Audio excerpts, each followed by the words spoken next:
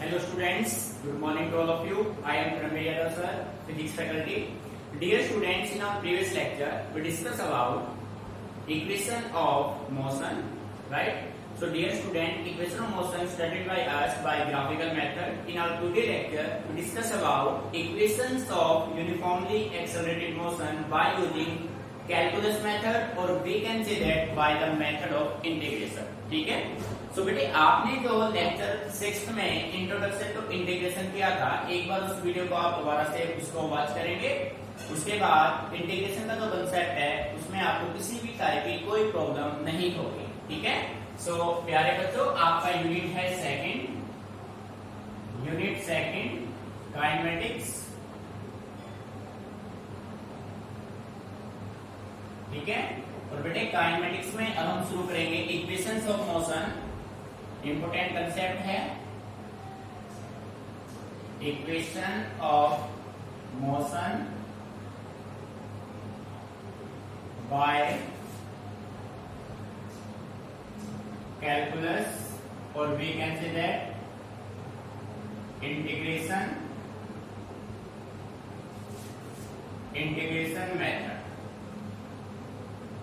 ठीक है प्यारे बच्चों, बेटे देखो एग्जाम में यहां से एक क्वेश्चन डेफिनेटली बनेगा, ये श्योर है, इंपोर्टेंट है।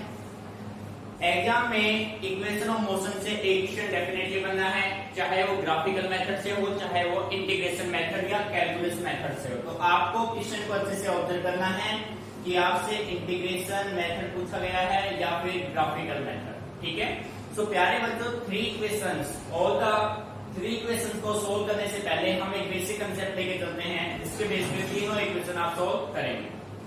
हम मान लेते हैं, बेस मान लेते हैं तीनों का। Let us consider an object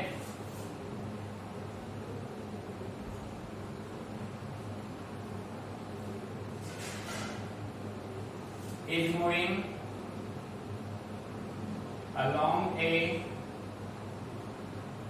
straight line. ठीक है? Let us consider an object is moving along a straight line with uniform acceleration.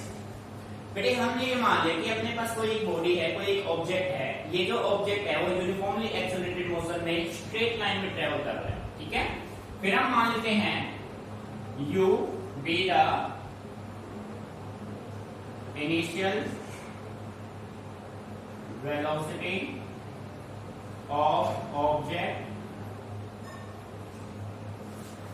Eight t is equal to 0। बेटे u जो है वो आपका है initial velocity of the object at t equal to 0। Similar way में v final velocity of object at t is equal to t। बेटे जब time 0 है तो उस ऑब्जेक्ट का वेलोसिटी है u, जब टाइम हो गया t तो उस ऑब्जेक्ट का फाइनल वेलोसिटी हो गया v। ठीक है? a हो गया यहां पे यूनिफॉर्म एक्सेलरेशन। ठीक है भाई, मैंने समझ में आ रहा है? Clear? s distance covered in time t।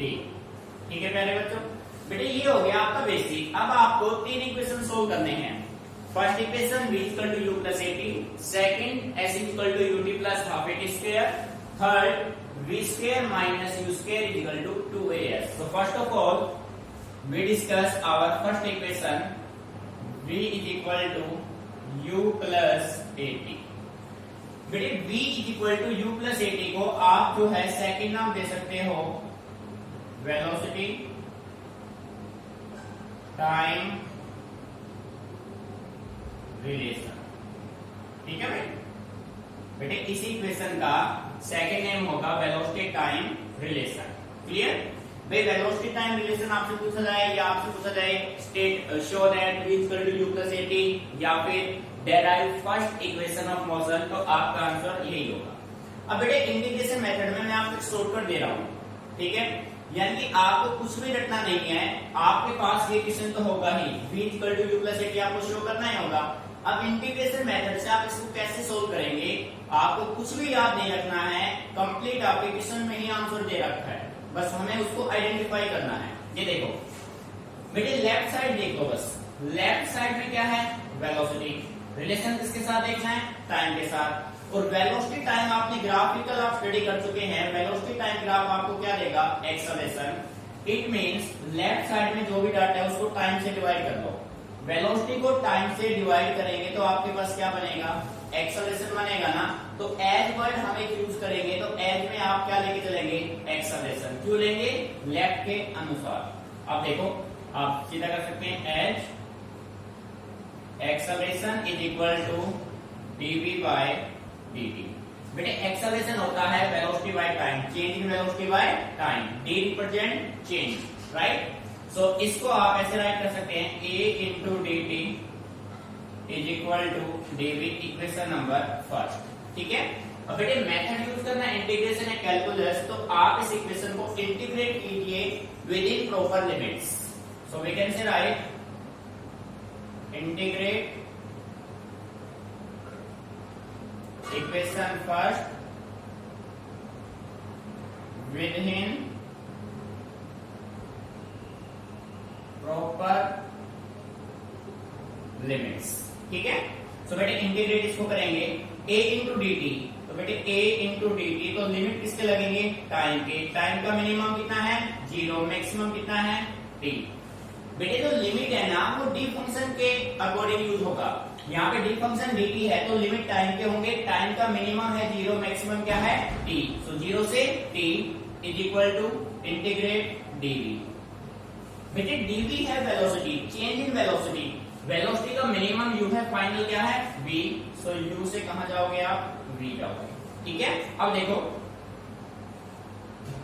बेटे इस dt के रेस्पेक्ट में ये a जो है वो कांस्टेंट टर्म है, सो a का इंटीग्रेशन पॉसिबल नहीं होगा, तो a को आप कॉमन ले लेंगे, तो a यहाँ पे हो जाएगा a इंटीग्रेट dt लिमिट 0 से t is equal to dv limit आपका u से v। अब प्यारे बच्चों जैसा कि आपने इंटीग्रेशन में स्टडी किया हुआ है, dt का इंटीग्रेशन क्या होगा भाई, a as it is, dt का इंटीग्रेशन t लिमिट 0 से t, ठीक है।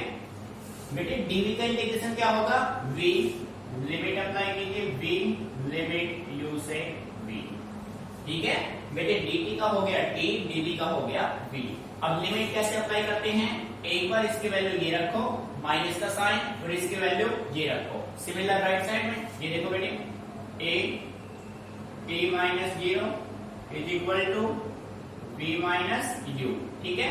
सो a को t से मल्टीप्लाई किया, at is equal to v minus u, we can say that v is equal to u plus at।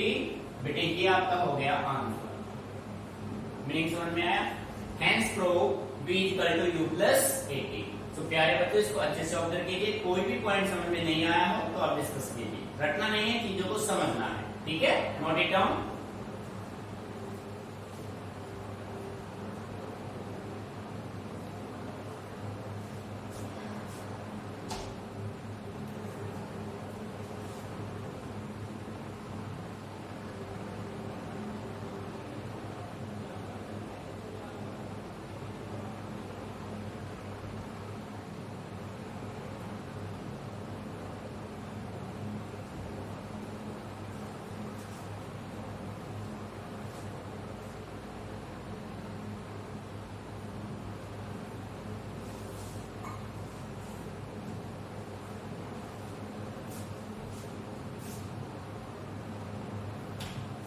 तो बेटे इसको रफ कर रहे हैं, बेटे रफ करेंगे और ओनली लोअर पार्ट को, अपर पार्ट आपका सेम रहेगा, ठीक है। ये देखो, now we solve second equation of motion, clear. बेटे ध्यान दीजिए, अब हमें देखो यहां तक ये आपका बेसिक है, बेसिक आपका एज इट इज रहेगा। अब आपको प्रूव करना है, सेकंड इक्वेशन है आपका s is equal to ut plus half at square. ठीक है, तो बेटे ये किस किस का रिलेशन है? ये रिलेशन है s और t, यानी कि डिस्प्लेसमेंट। ठीक है भाई, किस किस का? डिस्प्लेसमेंट टाइम का रिलेशन है, डिस्प्लेसमेंट टाइम रिलेशन। भाई ये क्या है? टाइम, और ये आपके पास क्या है? डिस्प्लेसमेंट। ठीक है, सो प्यारे बच्चों, जैसा कि मैंने आपसे कहा था, आपको लेफ्ट साइड का डाटा चेक करना है। लेफ्ट साइड में जो भी डाटा है उसको आप टाइम से डिवाइड कीजिए, उसको आप एज में यूज करेंगे। देखो यहाँ पे हम एक वर्ड यूज करते हैं एज, वी नो दैट। ठीक है, सो लेफ्ट साइड में एस है, डिस्प्लेसमेंट को टाइम से डिवाइड करेंगे तो क्या आएगा? वेलोसिटी आएगा ना। तो आप कह सकते हैं as v is equal to ds upon dt। बेटे यही होगा, तो यहां से आप कह सकते हो v into d t equal to ds, तो आप कह सकते हो ds is equal to v into dt। Any problem? Meaning clear? अब देखो, बट वी नो दैट, अभी आपने सोल्व किया है, v किसके इक्वल होता है? u plus at। बेटे फर्स्ट इक्वेशन के according v equal to u plus at, so we can say write ds is equal to u plus at into में क्या होगा? dt। ठीक है, सो इसको थोड़ा सोल्व करते हैं। ds is equal to u dt plus का a t dt। This is your equation number first. बेटे मीनिंग समझ में आया ना? देखो भाई, v हो गया ds बाई dt, ds हो गया v into dt। First equation के अकॉर्डिंग बेटे v हो गया u प्लस at। ठीक है, आपने वैल्यू पुट की, अब u को मल्टीप्लाई किया dt से, at को मल्टीप्लाई किया dt से, ये इक्वेशन फर्स्ट हो गया। अब हम इक्वेशन फर्स्ट को इंटीग्रेट कर देते हैं विद इन प्रॉपर लिमिट्स। ठीक है, ये देखो, इंटीग्रेट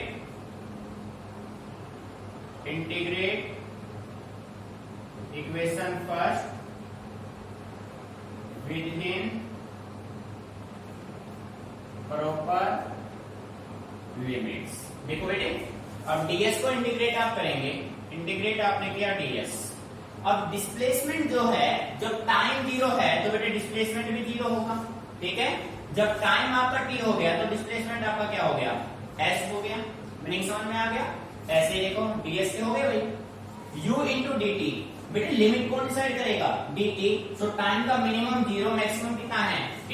सो इंटीग्रेट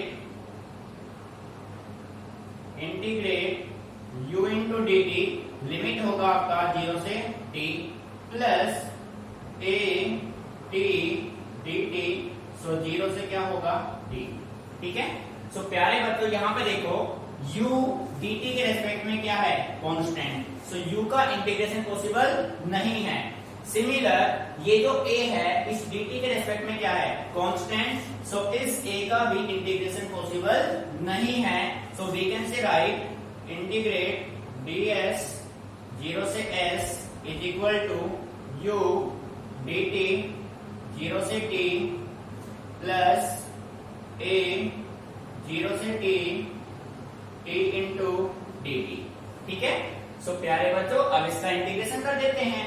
जैसा कि आप जानते हैं, ds का इंटीग्रेशन होगा s लिमिट 0 से s, u dt का इंटीग्रेशन t लिमिट 0 से t प्लस a एडिटिव। बेटे t इंटू dt, देखिए t इंटू dt इंटीग्रेशन क्या कहता है? पावर में आप एक प्लस कर दो, टोटल से डिवाइड कर दो। सो t की पावर कुछ नहीं है तो क्या है? 1। सो t स्क्वायर बाय क्या हो जाएगा? 2 लिमिट 0 से t। मीनिंग समझ में आ गया? ठीक है, अब बेटे लिमिट अप्लाई कीजिए। Upper limit s minus 0 is equal to u t minus 0। ठीक है, प्लस a, बेटे 2 को भी कॉमन ले लो, t स्क्वायर माइनस 0 स्क्वायर। ठीक है, तो यहां से रिजल्ट आप सोल्व करेंगे तो आपका बनेगा s is equal to ut plus half at square. This is your required result. ठीक है बेटे, हो गया प्रूफ। अच्छे से इसको नोट कीजिए, कोई भी पॉइंट समझ में नहीं आ रहा है तो आप डिस्कस कीजिए। चीजों को रटना नहीं है, समझ के चलना है। ठीक है, ये इसको, और ये बेसिक बेटे हर एक क्वेश्चन में आपको नोट करना है, ये जो हमने नोट किया। ठीक है,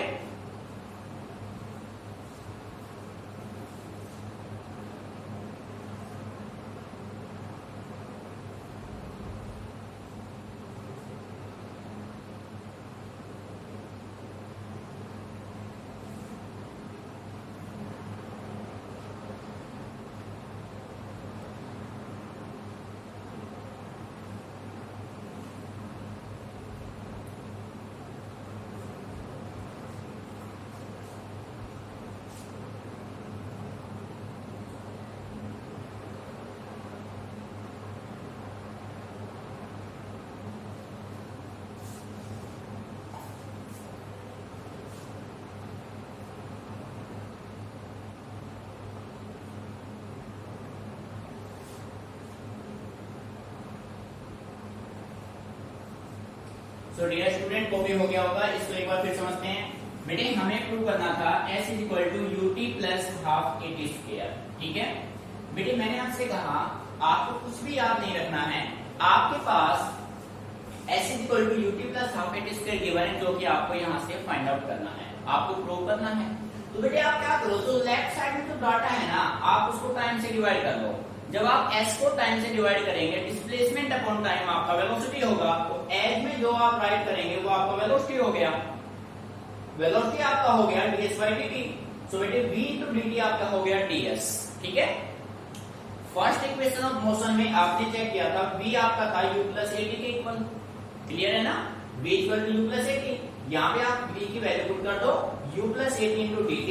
बेटे u को मल्टीप्लाई किया dt से, at को मल्टीप्लाई किया dt से, फर्स्ट इक्वेशन बना। फिर आपने क्या किया, आपने फर्स्ट इक्वेशन को इंटीग्रेट किया with in proper limits. ds का लिमिट 0 से s, टाइम का 0 से t, t इंटू dt का 0 से t, ठीक है। बेटे यहां से फिर आपने देखा ये जो u है वो dt के रेस्पेक्ट में कांस्टेंट है, जिसका इंटीग्रेशन पॉसिबल नहीं है, तो ये जो u है ये कांस्टेंट बाहर आ जाएगा, इंटीग्रेशन होगा dt का। सिमिलर वे में a को अगर हम dt के रेस्पेक्ट में चेक करें तो a इस dt के रेस्पेक्ट में कांस्टेंट है, सो कांस्टेंट का इंटीग्रेशन नहीं होगा, बाहर आ जाएगा, ठीक है। फिर आपने सभी का इंटीग्रेशन किया, लिमिट अप्लाई की, आपका रिजल्ट हो गया, ठीक है, clear. So now we talk about our third equation.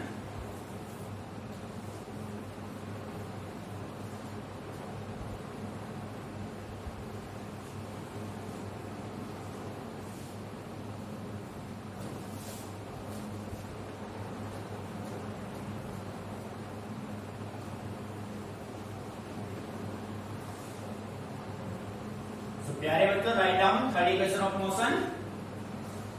अब आपको प्रूव करना है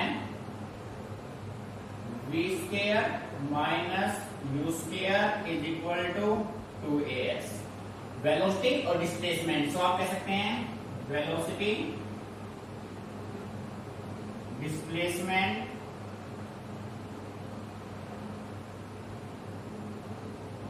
रिलेशन, ठीक है भाई, क्लियर। सो प्यारे बच्चों देखो यहाँ पे आपके पास वेलोसिटी है, एक फाइनल दूसरा इनिशियल, यहाँ पे आपके पास डिस्प्लेसमेंट।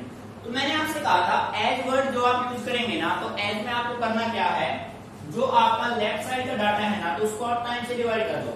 बेटे वेलोसिटी को टाइम से डिवाइड करेंगे तो एक्सेलरेशन बनेगा, सो एज वर्ड अपने पास क्लियर हो गया। एज में आप क्या यूज करोगे, एक्सेलरेशन, एक्सेलरेशन आपका हो गया dv अपॉन dt, ठीक है। पर थोड़ा सा कॉम्प्लिकेशन है।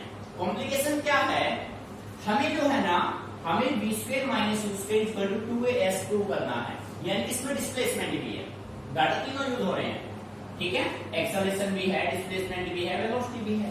सो प्यारे बच्चों हम क्या करें, हम अपनी तरफ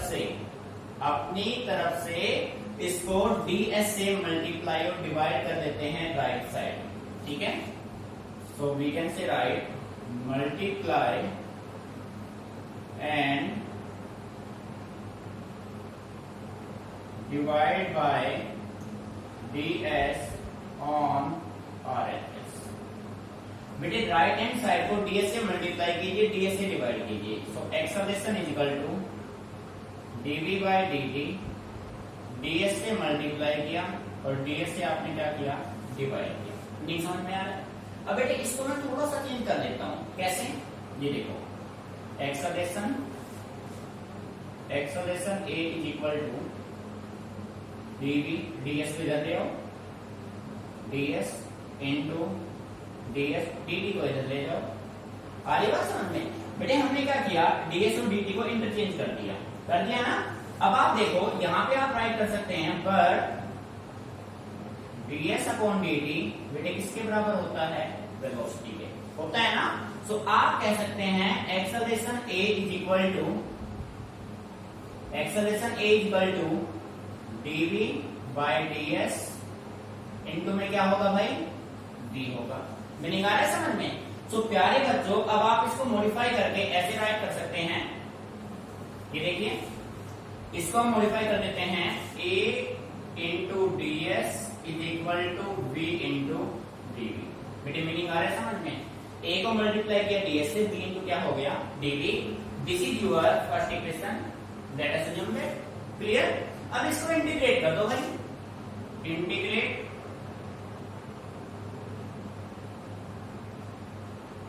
equation first within proper limits, integrate equation 1 within proper limits। तो बेटे इसको इंटीग्रेट आप करेंगे ना तो a इंटू क्या होगा ds, तो लिमिट कौन डिसाइड करेगा? d का फंक्शन। तो इसके लिमिट क्या होंगे 0 से s is equal to v into dv। और बेटे इनिशियल वेलोसिटी u और फाइनल क्या हो गया v, क्योंकि लिमिट डिसाइड कौन करेगा dv। अब इसको इंटीग्रेट करते हैं बेटे, इस ds के रेस्पेक्ट में ये जो a है ये कैसी टर्म है? कांस्टेंट, बाहर आ जाएगा a इंटीग्रेट 0 से s ds इंटीग्रेट u से v dv। ठीक है बेटे, ds का इंटीग्रेशन जब आप करेंगे तो इसका मिलेगा आपको s लिमिट 0 से s, इसका इंटीग्रेशन करेंगे तो बनेगा v square by 2 limit u से v। ठीक है, अब देखो बेटे a as it is, upper limit minus lower limit, 1/2 common ले लो, v square minus u square. ठीक है भाई, तो आप देखो बेटे क्या हो जाएगा as, इस 2 को इसके साथ कर दो, 2as is equal to v square minus u square, और ये हमें प्रूव करना था। बेटे हमने क्या किया, as एज इट इज रखा, 2 को मल्टीप्लाई कर दिया, v square minus u square, हो गया ना prove. So this is your third equation of motion, or we can say that velocity displacement relation. Clear? Note it down carefully. If any problem, then ask me. Not run it. Clear?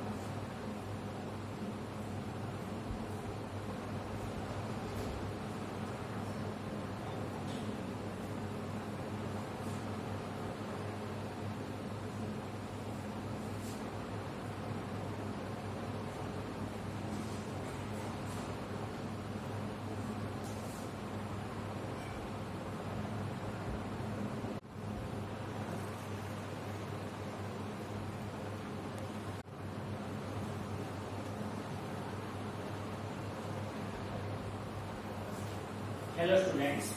So students, we studied 3 equations of motion by using graphical method and calculus method.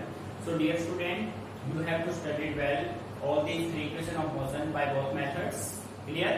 बेटे आप जो भी numerical solve करेंगे ना, हर एक numerical में इन equations का आप डेफिनेटली यूज देखेंगे। ठीक है, सो आप ये मान लीजिए equation of motion are the base of kinetics. Clear? So dear student, now we talk about our next topic, motion of an object, motion of an object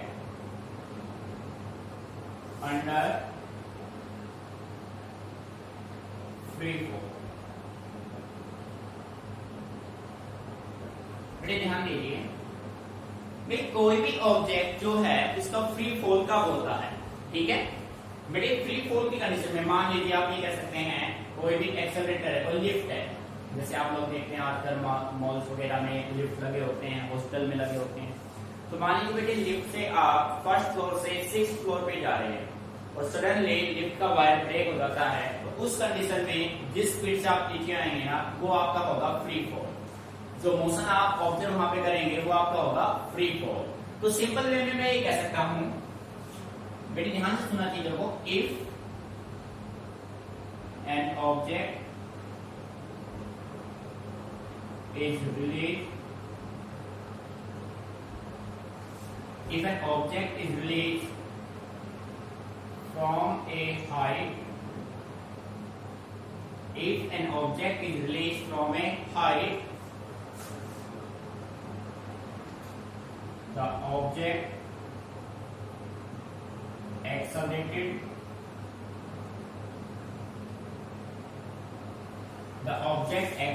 downwards.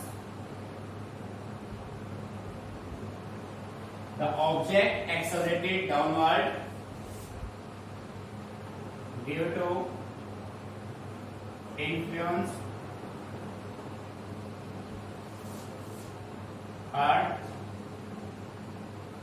Earth's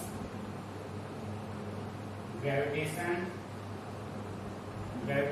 pull with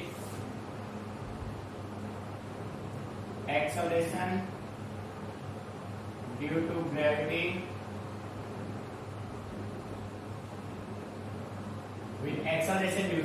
जी बेटे ध्यान समझना। मान लीजिए आपके पास ये कोई object है, इस ऑब्जेक्ट को आपने कुछ हाइट से रिलीज किया। जैसे इस ऑब्जेक्ट को आप कुछ हाइट से रिलीज करेंगे, ठीक है, तो बेटे ये जो ऑब्जेक्ट है वो डाउनवर्ड्स आएगा।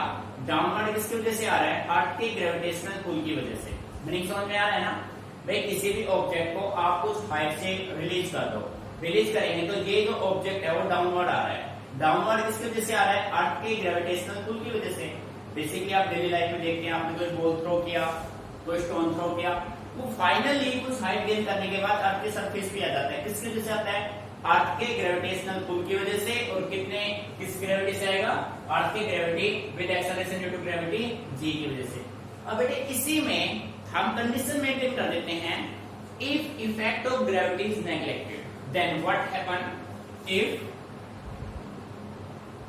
Effect of gravity is neglected, then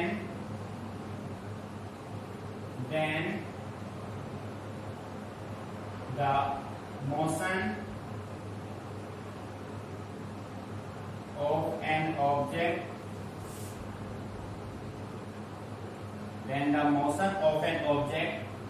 is said to be free fall। मेरी बात तो समझना। जब आप किसी भी ऑब्जेक्ट को कुछ हाइट से रिलीज करते हैं, ऑब्जेक्ट ऑलवेज डाउनवर्ड्स आएगा अर्थ के ग्रेविटेशनल पुल की वजह से। अब आप ये मान लें कि अर्थ के ग्रेविटेशनल पुल का इस ऑब्जेक्ट पे कोई इफेक्ट नहीं है, तब इस ऑब्जेक्ट का जो मोशन होगा वो कैसा होगा? फ्री फॉल होगा। बेटे कैसा होगा? फ्री फॉल होगा। ठीक है बेटे, एक बात हमेशा ध्यान रखना, फ्री फॉल के केस में इनिशियल वेलोसिटी u हमेशा क्या रहेगा? 0। ये फैक्ट है, इंपोर्टेंट कंसेप्ट है। सेकेंडली ग्रेविटी की हम बात करें, देखो न्यूमेरिकल्स में यूज होगा। बेटे इस चार्ट को अच्छे से समझ लेना। ये हो गया origin, this is positive x axis, this is negative, this is positive y axis, this is negative y axis. आप ये मान लो कि ये है अर्थ का सरफेस, अर्थ सरफेस मान लिया आपने। बेटे बात तो समझना, अर्थ के सरफेस पे जी की वैल्यू होती है 9.8 मीटर पर सेकंड स्क्वायर।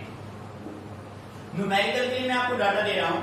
बेटे जब आप कुछ हाइट पे जाएंगे ना, जब आप कुछ हाइट पे जाएंगे तो जी की वैल्यू होगी डिक्रीज, मींस नेगेटिव।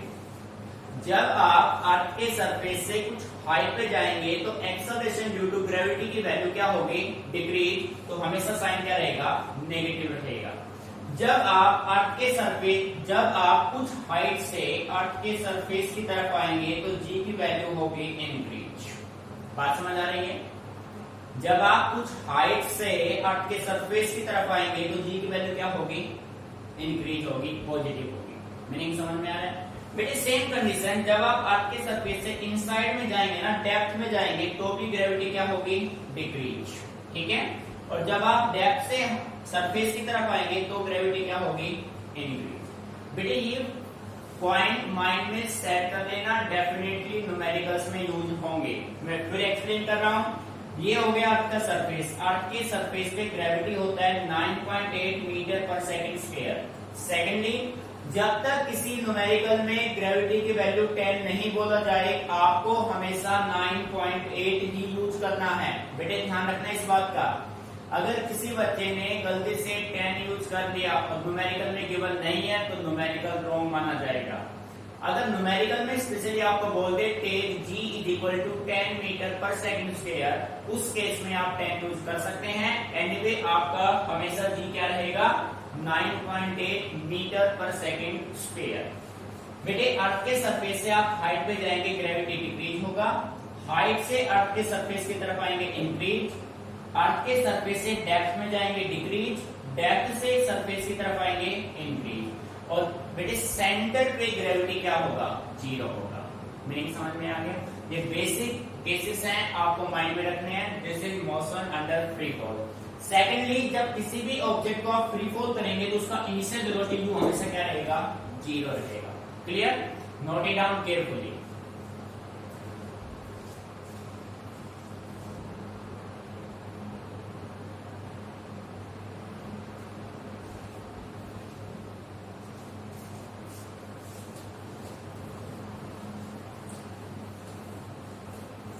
बेटे नेक्स्ट टॉपिक अपना बनता है reaction time.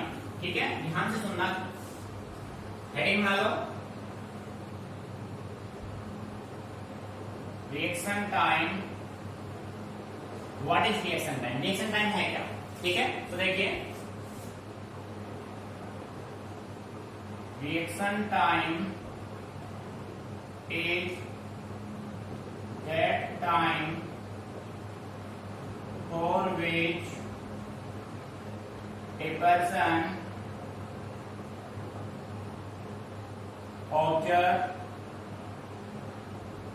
observe, think and act। बड़े ध्यान सुनना, बिल्कुल बेसिक है, डेली लाइफ से रिलेट कराते हैं इसको। भाई मान लीजिए आप कार से कहीं जा रहे हैं, आपके पास अपनी खुद की कार है और कार से आप कहीं जा रहे हैं। ठीक है, हाईवे पे आप चल रहे हैं, सडनली आपकी कार के आगे कोई बच्चा आ जाता है। ठीक है, in front of your car एक बॉय कम। ठीक है, अब बेटे बॉय को सामने देखे आप सबसे पहले क्या होगा, सबसे पहले आपने उसको ऑब्जर्व किया।